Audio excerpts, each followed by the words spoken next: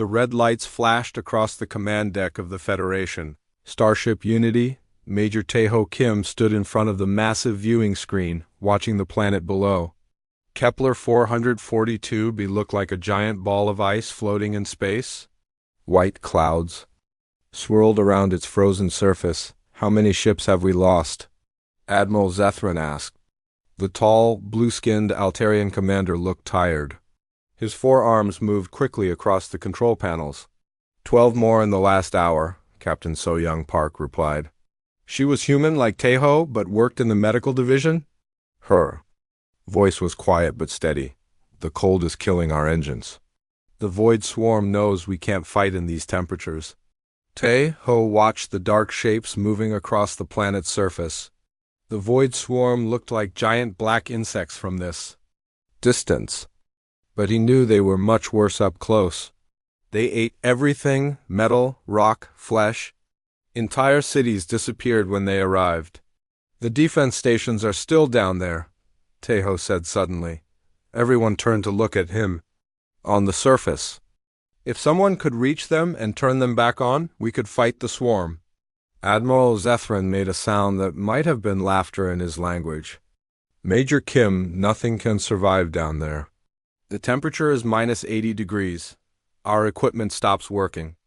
Our people freeze to death in minutes. Humans are different," Taeho said. He stepped closer to the screen. "We come from a cold planet. We can handle temperatures that kill other species." The bridge went quiet. Taeho could hear the soft hum of the ship's engines. He could feel everyone looking at him. "You're talking about suicide," So-Young said. She moved to stand beside him. "Taeho, even humans can't survive that long in those conditions. You'd need hours to reach the defense stations." "Maybe," Taeho replied, "but maybe not. I've read the files." The defense grid has 3 main stations. If I can activate just one, it might be enough to help the fleet. Admiral Zethran's large black eyes studied Taeho carefully. "You are an engineer, not a soldier. Why would you volunteer for this?" Taeho thought about the colonies behind them. 3 worlds with millions of people, families, children. If Kepler 442b fell, the swarm would reach those planets next, because someone has to try, he said simply. The Admiral walked to a smaller screen and pulled up tactical maps. Red dots showed where the Void Swarm had spread across the planet. Blue dots marked the defense stations, all offline. "Even if you reached the surface alive," the Admiral said, "you would need to cross 50 kilometers of frozen wasteland. The swarm controls most of that area." "The mining tunnels," Taeho said suddenly. "The planet has a huge mining operation. Underground tunnels connect to all the major sites. I could use those to stay hidden and warm." Captain Holtek, the ship's tactical officer, brought up new maps. The underground tunnel system spread like spider webs beneath the planet's surface. "The tunnels might work," Holtek admitted, "but we don't know if anyone is still alive down there. The miners might all be dead." "One way to find out," Taeho said. So-Young grabbed his arm. "This is crazy, Taeho. You're talking about going down there alone with basic equipment. What if the tunnels are collapsed? What if the defense stations are too damaged to repair?" Taeho looked at his friend. They had served together for 3 years. She had saved his life twice during the war. Now he might be throwing that life away. "So-Young, look at the screen," he said gently. "We're losing ships every hour. The swarm is getting stronger. In 2 days, they'll have enough forces to break through our lines. Then they reach the colonies. The Council will never approve this," Admiral Zethran said. "Sending one human on a suicide mission? They'll call it madness." "Maybe," Taeho said. "But what choice do we have? Our ships can't get close enough to bomb the defense stations. Our troops freeze before they can set up equipment. We need someone who can survive long enough to complete the mission." The Admiral was quiet for a long moment. Then he activated the communication system. "This is Admiral Zethran calling Federation Command. We have a situation that requires immediate Council review." 20 minutes later, the main screen showed the Federation Council chamber. Representatives from dozens of species sat in a large circle. Some looked like humans. Others were completely alien, floating jellyfish creatures, rock-like beings, species that glowed with their own light. "You want to send one human soldier to reactivate an entire planetary defense grid?" Counselor Vexhai asked. The insect-like being's wings buzzed with what Teho had learned meant disbelief. "I'm an engineer," Teho said, standing straight. "I helped design similar defense systems. I know how they work." "And you believe you can survive the cold that has killed our best soldiers?" another counselor asked. "Yes, sir. Humans evolved on a planet with harsh winters. Our bodies handle cold better than most species. We don't shut down when temperatures drop." Counselor Ventar, an old reptilian being, leaned forward. "What equipment would you need?" "Basic survival gear, portable tools. Maybe some explosives, in case I need to clear blocked tunnels.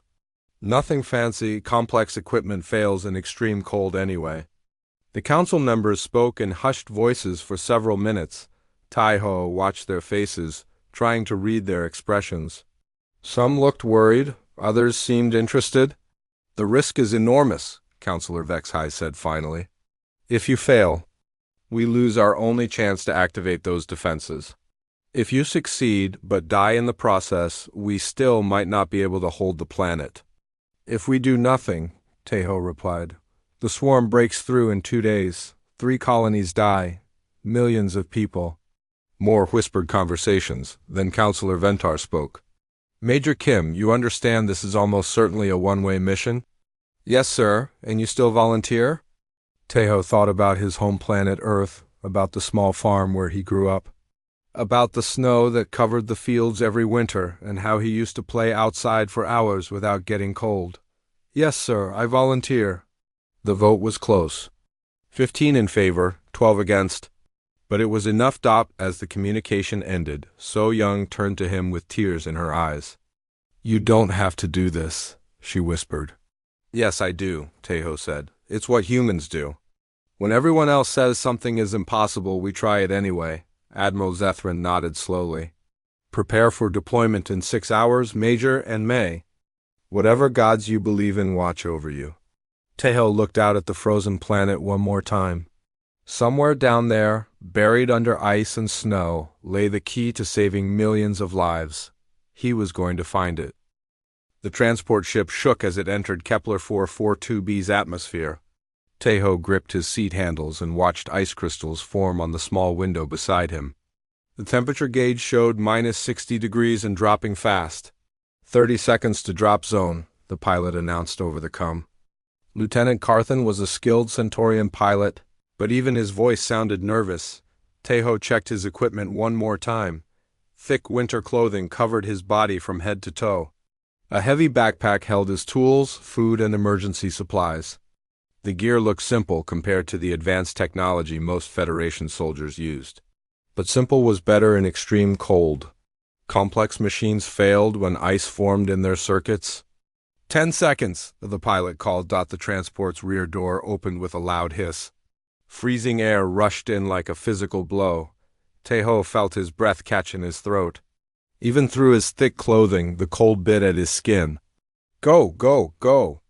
The pilot shouted. Teho jumped. The wind grabbed him immediately. He fell through swirling snow and ice, watching the transport disappear above him. His parachute opened with a sharp jerk. Then he was floating down toward a world of endless white. The ground came up fast. Teho hit hard and rolled, his parachute dragging him several meters before he could cut it loose. He lay still for a moment, checking for injuries. Everything seemed to work. His thick boots had protected his ankles.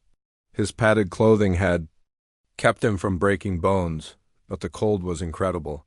Even through his insulated gloves, his fingers already felt numb. His breath came out in huge white clouds that froze instantly and fell like snow. Te-Ho stood and looked around. Endless ice stretched in every direction.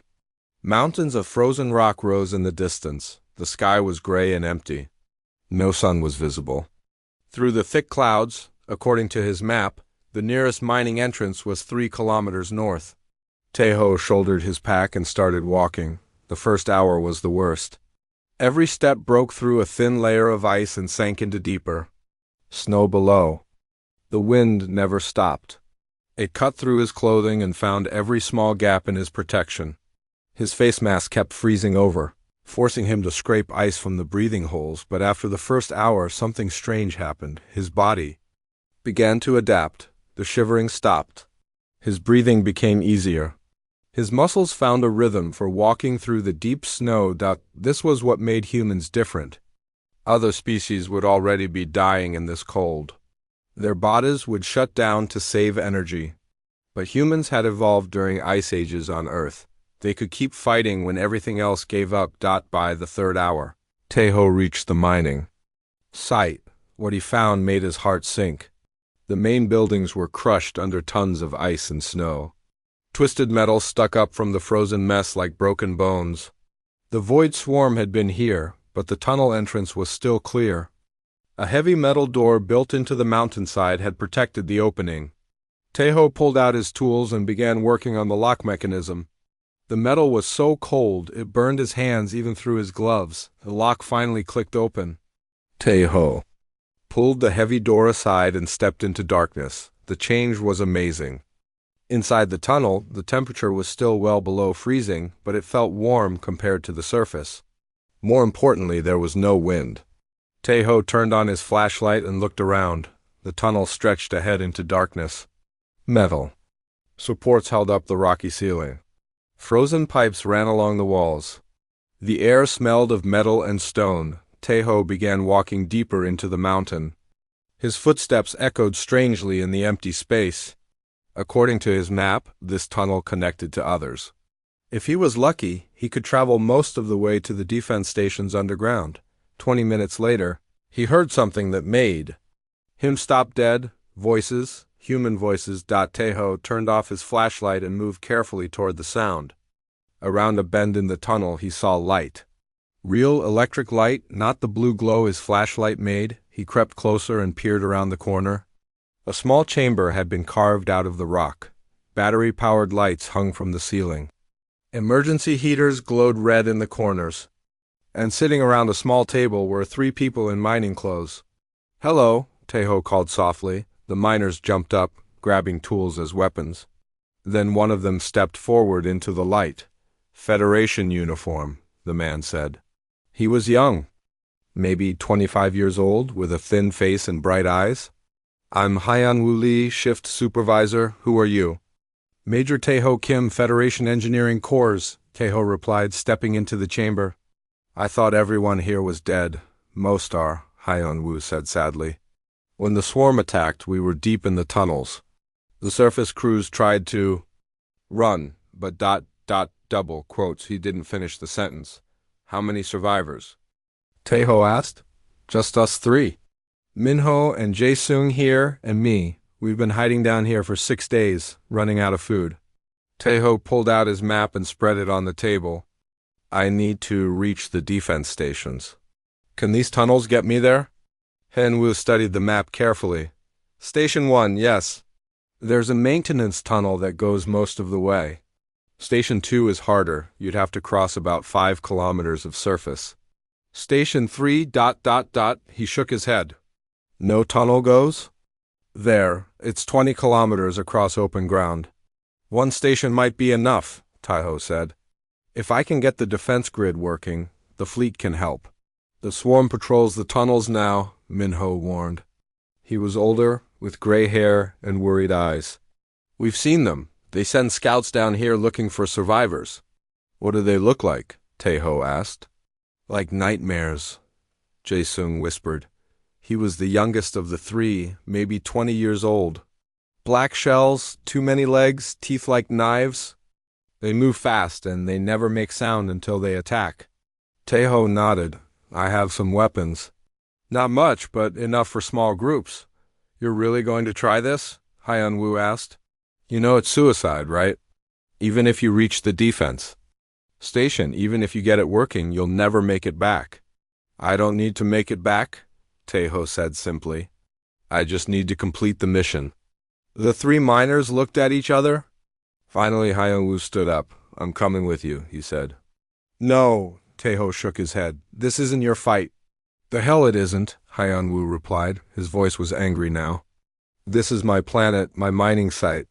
My friends who died when those things attacked, and I know these tunnels better than anyone. It's too dangerous. Major, with respect, you need me. The tunnels are like a maze down here. Without a guide, you'll get lost and die before you find anything. Taeho looked at the young man's determined face. He thought about the mission ahead, about the kilometers of dark tunnels and the creatures hunting in them, about the defense station that might be damaged beyond repair. He was right. Taeho needed help. Okay, he said finally. But just you. The other two stay here where it's safe. Safe? Minho laughed bitterly. Nowhere is safe with those things around. But we'll wait. If you succeed, maybe the Federation can evacuate us. Hyun-woo gathered his equipment. A heavy winter coat, work, tools, and a mining laser that could cut through rock. Ready when you are, Major. Taeho looked at his new companion, a civilian who had volunteered to help with an impossible mission. It reminded him why he was fighting this war. Let's go save some worlds, he said. They headed deeper into the tunnels, toward whatever waited in the darkness ahead. The tunnel to Defense Station 1 stretched for 5 kilometers through solid rock. Taeho and Hyun-woo had been walking for 2 hours. Their flashlights created dancing shadows on the rough walls. The only sounds were their footsteps and breathing. Stop, Hyun-woo whispered suddenly. Taeho froze. He strained his ears but heard nothing unusual. What is it? Turn off your light. They stood in complete darkness. Slowly, Taeho began to see a faint glow ahead. Not electric light, something else. Something that pulsed like a heartbeat. Swarm scouts, Hyun-woo breathed. They have some kind of biolight. We need to go back. How many? Taeho asked, pulling out his plasma pistol. Could be 1. Could be 20. They hunt in groups. Taeho thought quickly. Going back meant adding hours to their journey. Time they didn't have. The Federation fleet was still dying in space above. Then, is there another way around? He asked. Maybe. There's an old emergency shaft about 100 meters back. But it leads to the surface. We'd have to cross open ground to reach the station. How far on the surface? Half a kilometer? Through an area the swarm controls, the glow ahead was getting brighter. Whatever was coming toward them was moving fast. The surface, Taeho decided. Lead the way. They backtracked quickly to the emergency shaft. A metal ladder built into the rock led straight up. Ice covered every rung. Hyun-woo went first, testing each step carefully. The ladder groaned under their weight. After 50 meters of climbing, they reached a heavy hatch. Hyun-woo turned the wheel slowly. It squeaked loudly in the quiet shaft. Careful, Taeho warned. Sound carries far in cold air. The hatch opened with a soft hiss. Freezing wind rushed down the shaft. They climbed out into a world of white death. The blizzard had gotten worse. Snow whipped across the landscape like tiny bullets. Taeho could barely see 10 meters in any direction. The wind was so loud it drowned out every other sound. There! Hyun-woo pointed through the storm. Taeho squinted and saw a dark shape rising from the snow. Defense Station 1 looked like a massive concrete tower. Its walls were covered in ice, but the structure seemed intact. Stay low, Taeho shouted over the wind. Move fast. They ran through knee-deep snow toward the station.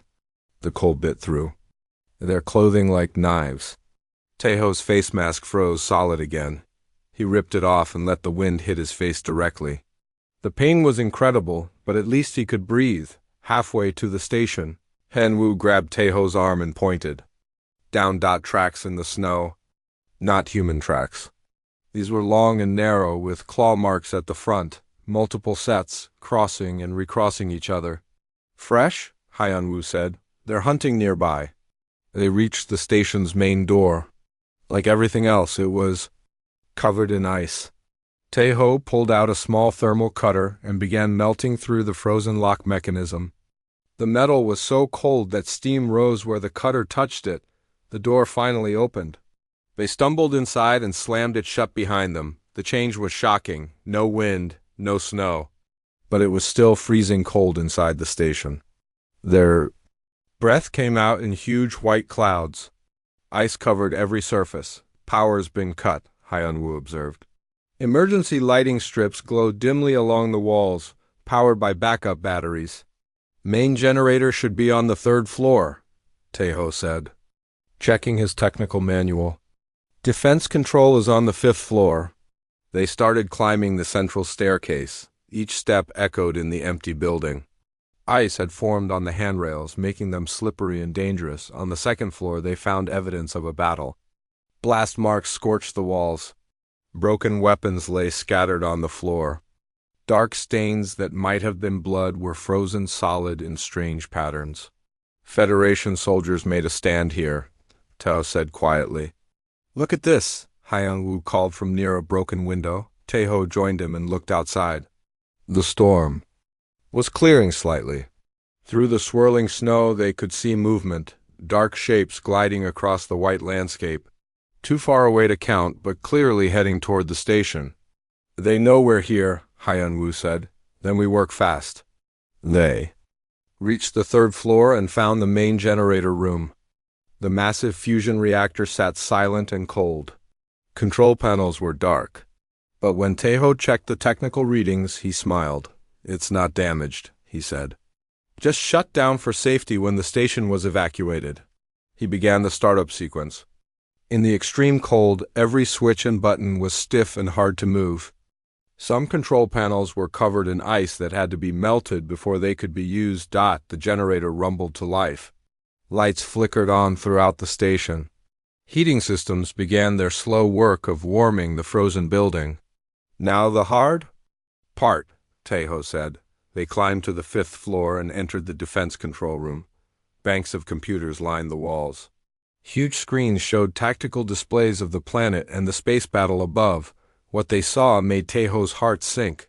The Federation fleet had lost 12 more ships. Red icons showed void swarm forces spreading across half the planet. Only 18 Federation ships were still fighting, but worse than that, the defense station's main computer was badly damaged. Ice had formed inside the circuits, several critical components were completely frozen solid. Can you fix it? Hyun-woo asked. Tae-ho pulled out his tools and began working. Maybe. The ice has to be melted carefully or the circuits will short out. Then I need to reroute power around the damaged sections.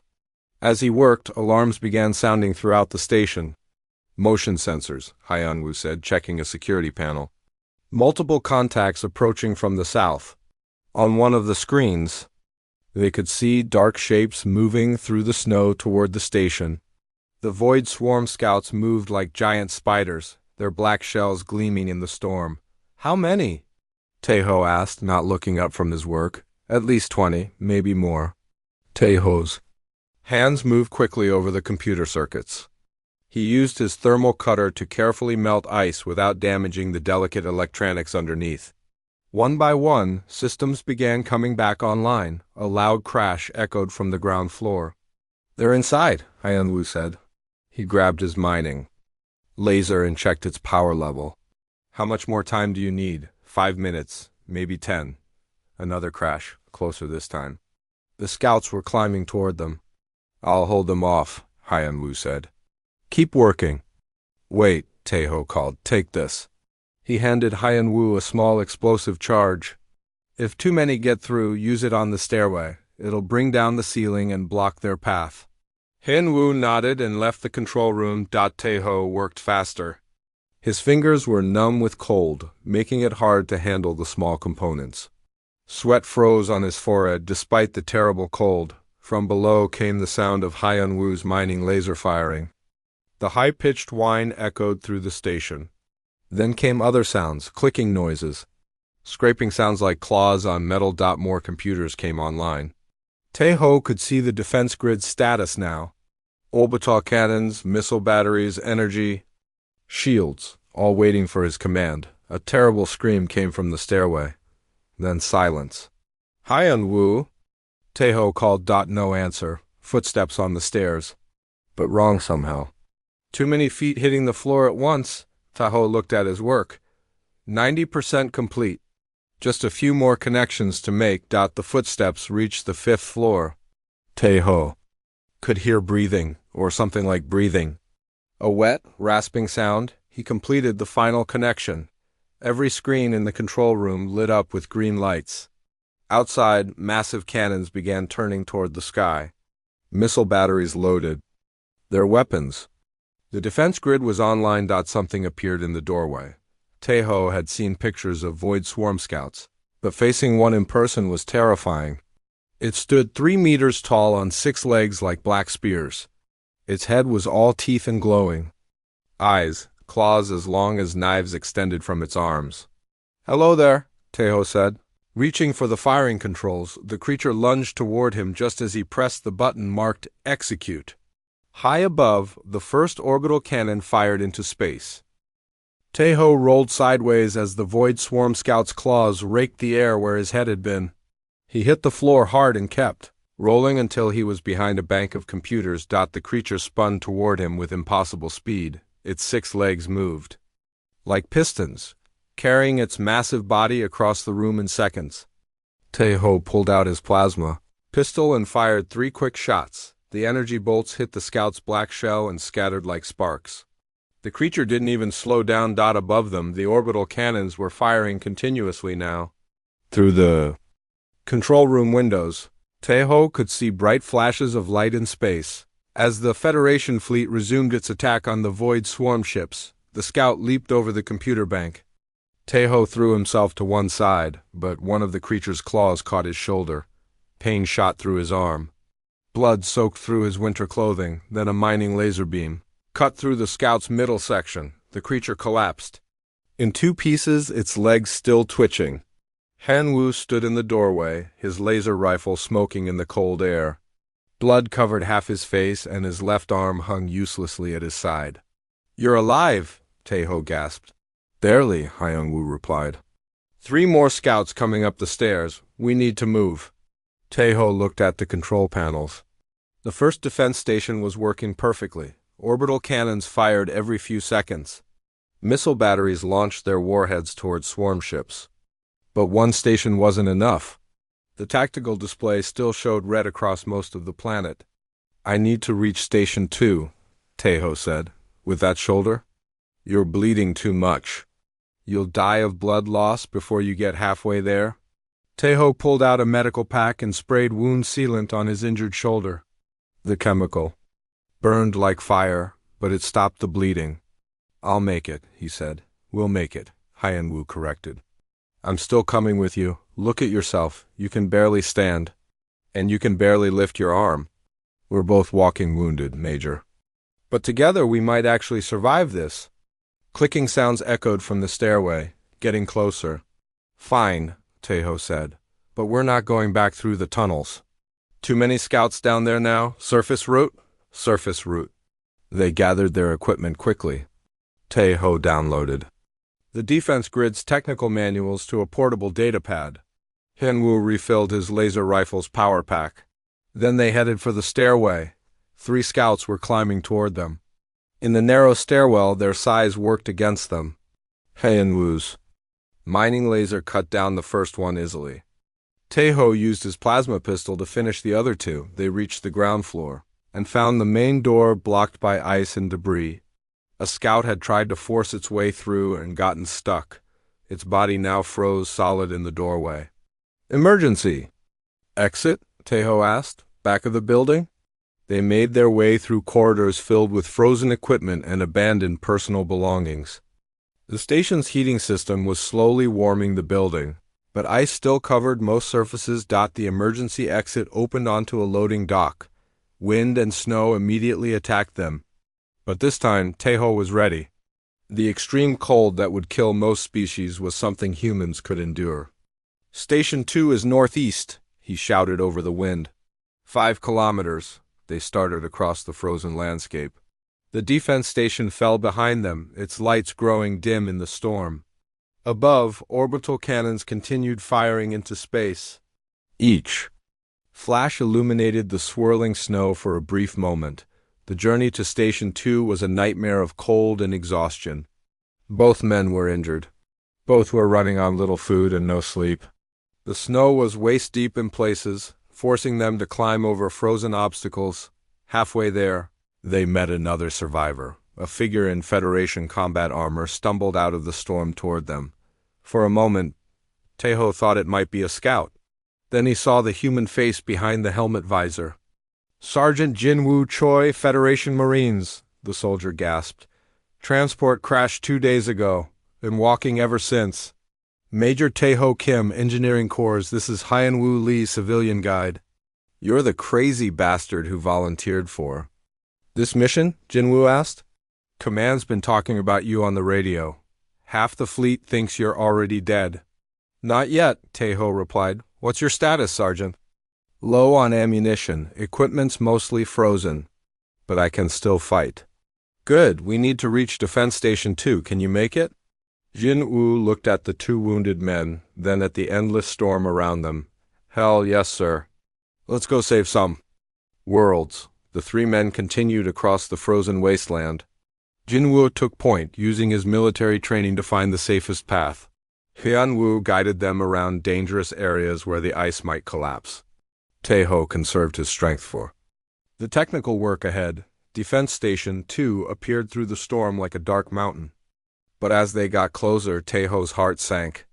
This station was badly damaged. Blast craters covered its walls. The main tower had partially collapsed. "Swarm hit this one hard," Jinwoo observed.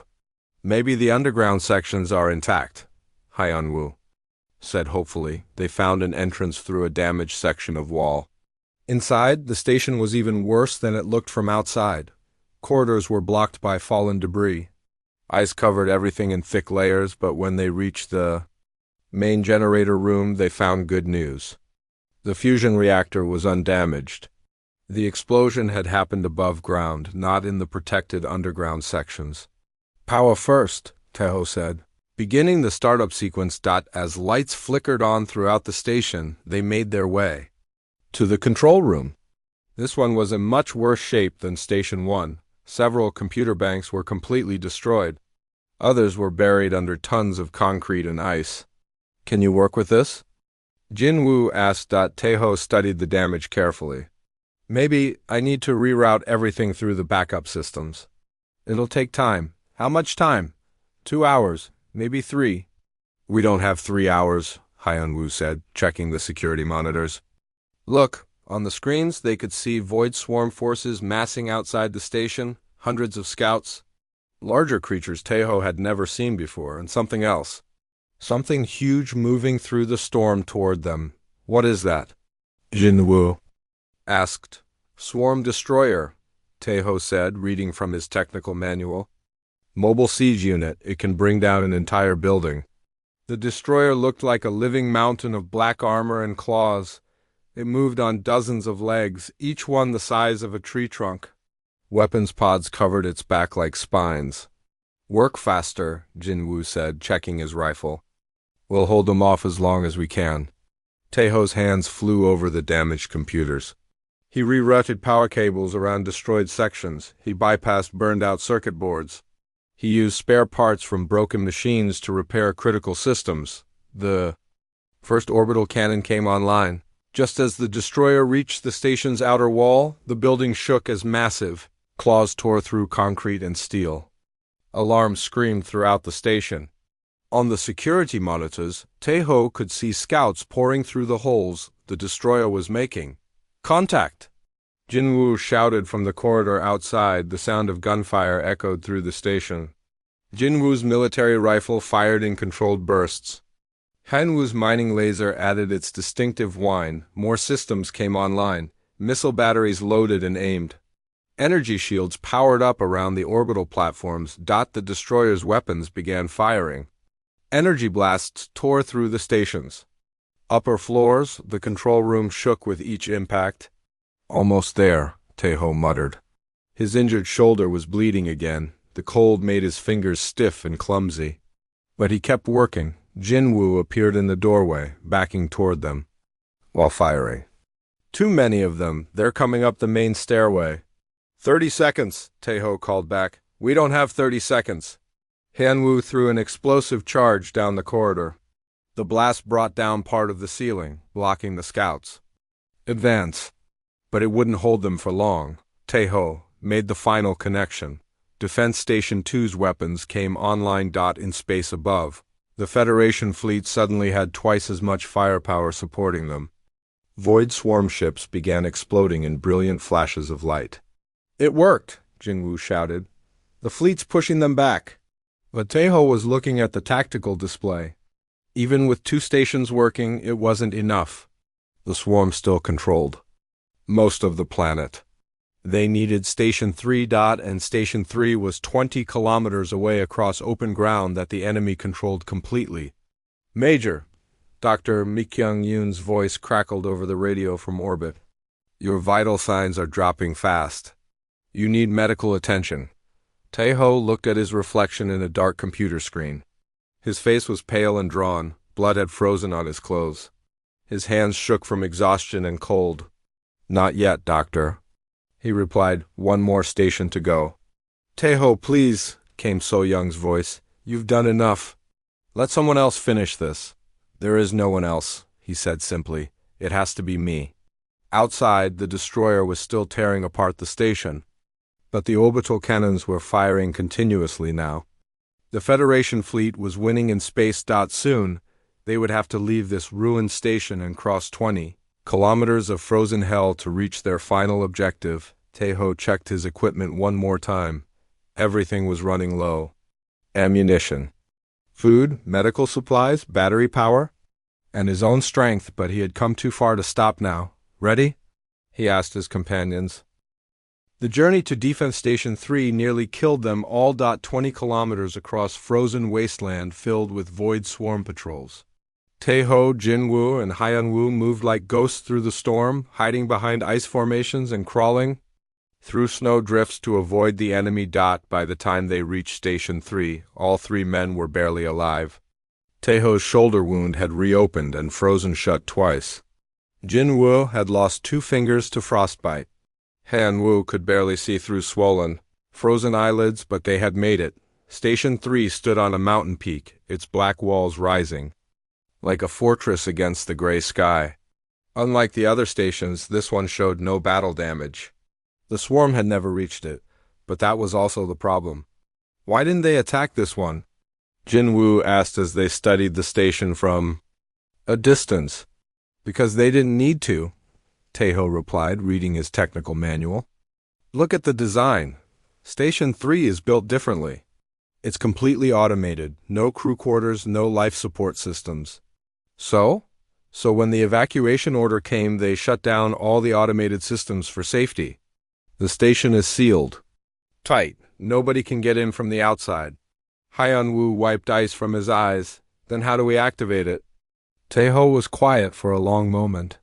"There's an emergency manual override, but it requires someone to go inside the reactor chamber during startup." "What does that mean exactly?" Jinwoo asked, though his voice suggested he already knew. "It means whoever activates the manual override will be trapped inside a fusion reactor chamber when it goes online. The radiation alone will kill them in minutes. The heat will vaporize them completely." The 3 men stared at the station in silence. Above them, they could see flashes of light as the space battle continued. The Federation fleet was holding its own with 2 defense stations supporting them, but they needed all 3 to win decisively. "Maybe there's another way," Hyunwoo said finally. "I've checked every option," Taeho replied. "The emergency override is the only way to bring the station online quickly, and someone has to stay inside to complete the sequence. And then we draw straws." Jinwoo said, "Fair chance for everyone." "No," Taeho's voice was firm. "This is my mission, my responsibility." "Major, with respect, screw that," Jinwoo shot back. "We're all Federation personnel here. We all took the same oath." "I'm not Federation," Hyunwoo pointed out. "I'm just a miner, but this is my planet." "My choice to make?" "Nobody's making this choice except me," Taeho said. "That's an order." "Sir," Jinwoo said quietly, "maybe you should let us help decide." Taeho looked at his 2 companions. Both wounded, both exhausted, both ready to die for something bigger than themselves. It reminded him why humans were worth fighting for. "All right," he said. "We'll discuss it. But first, let's see if we can even get inside." They approached the station carefully. The main door was sealed with multiple locks and security systems. But Teho's engineering access code still worked. The heavy door slid open with a hiss. Of freezing air. Inside, Station 3 was pristine. No battle damage, no ice covering the walls. Emergency lighting strips provided a dim red glow. Everything looked clean and ready for use. "Feels like a tomb," Hyun-woo whispered, they made there. Way to the main control room. Banks of computers sat ready and waiting. Technical manuals were still open on workstations where engineers had left them during the evacuation. Teho activated the main display screen. The station's status appeared in neat rows of text. All systems ready for startup. All weapons loaded and aimed. All that was needed was the command sequence and the manual override in the reactor chamber. "Show us," Jin-woo said. Tae-ho led them down to the reactor level. The fusion chamber was a massive sphere of metal and ceramic surrounded by radiation shields and cooling systems. A single access hatch led inside. "The manual override is in there," Tae-ho explained. "When the reactor starts up, temperatures reach 10,000 degrees. Radiation levels go off the scale. The person inside has maybe 5 minutes to complete the sequence before they die." 5 minutes, Hyun-woo repeated. "That's not enough time to get out?" The hatch seals automatically when startup begins. It can't be opened until the sequence is complete. Safety protocol. Jin-woo studied the technical diagrams on a nearby monitor. "What if we override the safety protocol?" "Then the reactor might explode and take half the mountain with it. We'd definitely destroy the station and probably kill everyone anyway." They stood in silence, staring at the sealed chamber that would become someone's tomb. "I'll do it," all three men said at the same time. "I outrank both of you," Tae-ho pointed out. "I know the station's technical systems better than anyone," Hyun-woo argued. "I'm the expendable one," Jin-woo said. "You two have families waiting for you." "My family is dead," Tae-ho said quietly.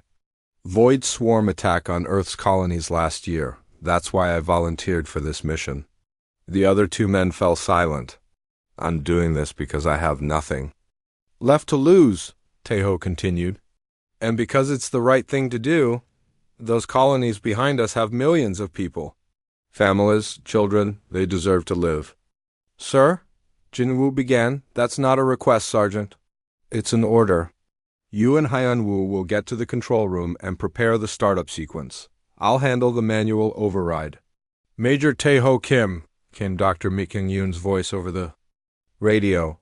"I'm monitoring your conversation. Please reconsider this action." "Hello, Doctor," Tae-ho replied. "How's the fleet doing?" "We're holding our own with 2 stations supporting us. But we need that 3rd station to push the swarm completely off the planet." "Then you know why I have to do this." "There has to be another way," So Young's voice cut in. "Tae-ho, please. Don't do this." "So Young," Tae-ho said gently. "Remember that time on Kepler 296? When you said humans never give up, even when everything seems hopeless? This is different." "No, it's not. This is exactly what you meant. This is what makes us human." Tae-ho walked to the reactor chamber's access hatch. He pulled out his tools and checked his technical manual one more time. The override sequence was complex but manageable. He could do it in 4 minutes if everything went perfectly. "When I give the signal," he told Jin-woo and Hyun-woo, "start the reactor sequence. Don't stop for any reason. Don't try to abort. Just get those weapons online." "Sir," Jin-woo said, his voice thick with emotion, "it's been an honor serving with you." "You too, Sergeant." Hyun-woo gripped Tae-ho's good shoulder. "I'll make sure people remember what you did here. Just make sure they remember why I did it." Tae-ho opened the access hatch and climbed inside the reactor chamber. The space was smaller than he'd expected, barely enough room to stand. Control panels covered the curved walls. In the center, a fusion core waited to ignite. He sealed the hatch behind him and activated his radio. "Control room, this is Tae-ho. I'm in position." "Copy that, Major," Jinwoo replied. Standing by for your signal, Taeho checked his watch. Then he looked at the control panels that would bring this weapon to life. In space above, the Federation fleet was still fighting and dying. Behind them, 3 colony worlds waited to see if they would live or die. He thought about his family, about the farm where he grew up, about the snow that used to fall on the fields every winter. Major Kim, Dr. Yoon's voice was very quiet. All of us up here want you to know.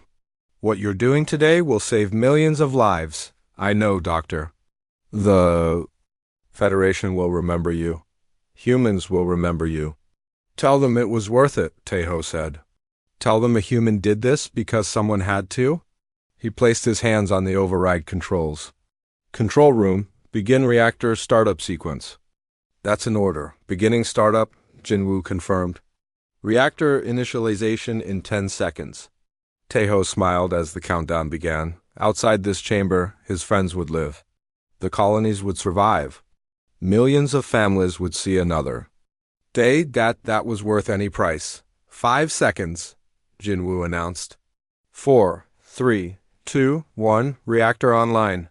The chamber filled with light and heat as the fusion core ignited.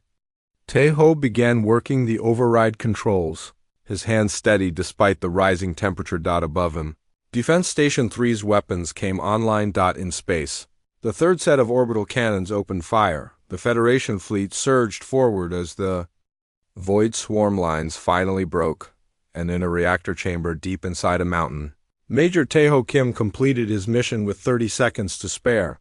Mission accomplished, he whispered into his radio. Take care of the colonies. Then the chamber filled with fire, and Taeho Kim became a hero. 6 months after the Battle of Kepler 442b, the Grand Assembly Hall of the Federation filled with representatives from 47 different worlds. Beings of every shape and size gathered to witness something that had never happened before. In galactic history, Admiral So-young Park stood at attention before the assembled delegates. She wore her dress uniform with its new insignia, 4 stars indicating her promotion to Fleet Admiral. But her eyes were fixed on the empty chair beside the podium. The chair where her friend should have been sitting. The Galactic Service Medal, announced Chancellor Korthik, the elderly leader of the Federation Council, is our highest honor. It has been awarded only 12 times in 1,000 years of galactic peace. Today, for the first time, it goes to a human. A holographic image appeared above the assembly. Major Taeho Kim in his engineering uniform smiling at the camera. The photo had been taken just days before his final mission.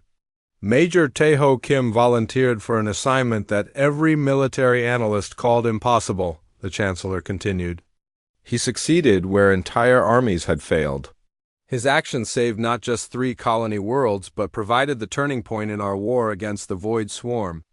In the audience, Hyun-Woo Lee sat with the other survivors of Kepler 442b. His left arm had been replaced with a cybernetic prosthetic, but he was alive. Next to him sat Sergeant Jin-Woo Choi, now promoted to lieutenant for his actions during the mission.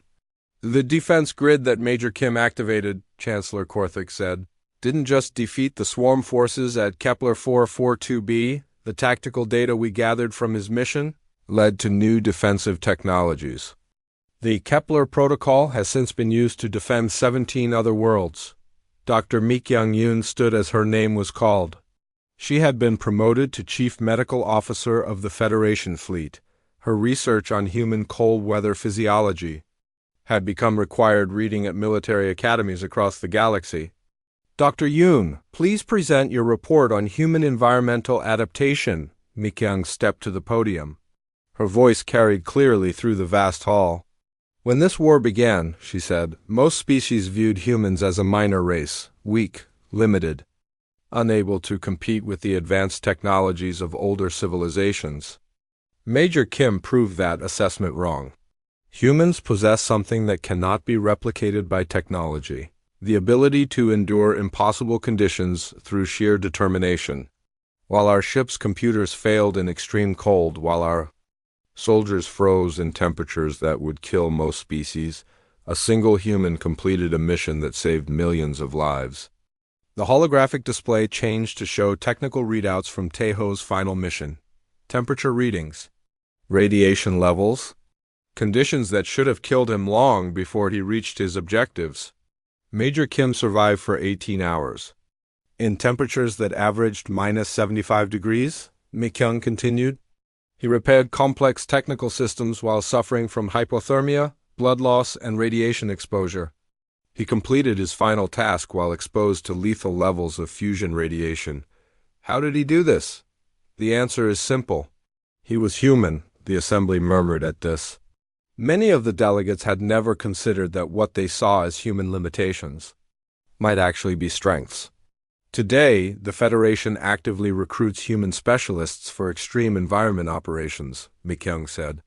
We have learned that humans excel not despite their harsh evolutionary background, but because of it. She returned to her seat as Chancellor Korthik stood again. Major Kim's sacrifice teaches us that heroism is not about superior technology or advanced weaponry. It is about the willingness to endure what others cannot, to persist when all hope seems lost, to give everything for those who cannot protect themselves. The Chancellor picked up a small metal object from the podium. The Galactic Service Medal was a simple thing, a star-shaped piece of rare metal on a plain ribbon. But it represented the highest honor the galaxy could bestow. This medal belongs to Major Taeho Kim, the Chancellor said. But since he cannot be here to receive it, I present it to the people of Earth and to all humans who serve in the Federation fleet. Admiral So-young Park stepped forward to accept the medal. Her hands trembled slightly as she took it. The weight was surprisingly heavy for such a small object. Major Kim's final message, she said, her voice carrying to every corner of the vast hall, was mission accomplished. Take care of the colonies, he asked for nothing for himself. He wanted only to know that others would live. She paused, thinking of her friend, of their conversations about duty and sacrifice, of his quiet determination to always do what was right no matter the cost. Humans will remember Taeho Kim as a hero, she continued. But he would want to be remembered as something simpler, as someone who did his job, someone who kept his word, someone who proved that when everything else fails, humans don't give up. The ceremony concluded with a moment of silence for all who had died in the war. Then the delegates began filing out, many stopping to speak with the human survivors and officers. Later that evening, a smaller group gathered in Admiral Park's quarters aboard the Federation flagship. Han-woo Lee was there, along with Jin-woo, Choi and Mi-kyung-yoon. Also present was Lieutenant Yoon-young-han, a young human officer who had volunteered for the Federation's new Extreme Environment Division. Tell me about him, Yoon-young said quietly. She would be leading the next impossible mission to a world where acid rain had made the surface uninhabitable. What was Major Kim really like? Stubborn? So-young said with a sad smile. Absolutely convinced that humans could do anything, if they just tried hard enough. He never complained, Hyun-woo added. Even when we were freezing to death on that planet, even when he was bleeding and exhausted, he just kept working. He believed in something, Jin-woo said. Not just the mission. He believed that someone had to stand up for people who couldn't protect themselves. He believed that was what made humans special, Yoon-young nodded thoughtfully. The new division is being flooded with volunteers. Humans from all over Federation space want to serve in extreme environment units. They're calling it the Kim Effect. He'd hate that name, So-young laughed. He always said he was just doing his job. Maybe, Mi-kyung said, but his job changed how the entire galaxy sees humanity. Before Kepler 442b, we were the newcomers, the junior partners. Now we're specialists, experts in impossible missions. She pulled up a holographic display showing Federation military assignments. Human teams were deployed to frozen worlds, desert planets, toxic environments, and radiation zones that other species couldn't survive. The Kim Foundation has trained over 300 human specialists in the past 6 months, she continued. Every major Federation fleet now includes human extreme environment teams. What about the Void Swarm? Yoon-young asked. Defeated, Jin-woo replied. The Kepler Protocol has been used to defend every world they've attacked since. They can't adapt to our new defensive strategies. The war is essentially over. Because one engineer refused to give up, Hyenwu said quietly. They sat in comfortable silence for a while, each thinking about their friend and what he had accomplished. Outside the windows, stars shone against the black of space. Somewhere among those stars were the 3 colony worlds that Taeho had died to protect. Millions of people who would never know his name but owed their lives to his sacrifice. You know what the strangest part is? So Young said finally. He wasn't special, not really. He was just a regular human engineer who happened to be in the right place at the right time. That's what made him special, Yun Young replied. Any human would have done the same thing. That's the point, isn't it? When the situation is impossible, when everyone else gives up, humans keep trying. The Federation is starting to understand that, McKyoung agreed. They're learning that humans don't just survive in harsh conditions, we thrive in them. We get stronger when things get harder. Admiral Park stood and walked to the window. Earth was visible in the distance, a blue and white marble floating in the void. There's a statue being built on Earth, she said, in the capital city. It shows? Taeho working on those defense systems. The inscription reads, when asked if the mission was possible, he said yes. When asked if he would survive, he said it didn't matter. Perfect, Hyenwu said. That's exactly what he would have said. Lieutenant Yun Young checked her watch. My transport leaves in an hour. Time to go prove that the Kim effect is real. Be careful out there, So Young said. And remember, you're not just representing yourself. You're representing every human who believes that impossible is just another word for difficult. Yun Young saluted and headed for the door, then she paused and looked back. Admiral, do you think Major Kim knew when he was in that reactor chamber?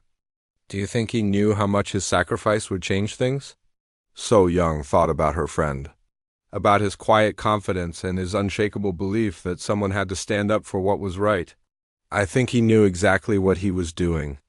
She said, I think he knew that sometimes one person's sacrifice can change the fate of civilizations. And I think he was proud to be the one to prove it. After Yun Young left, the others continued talking late into the night.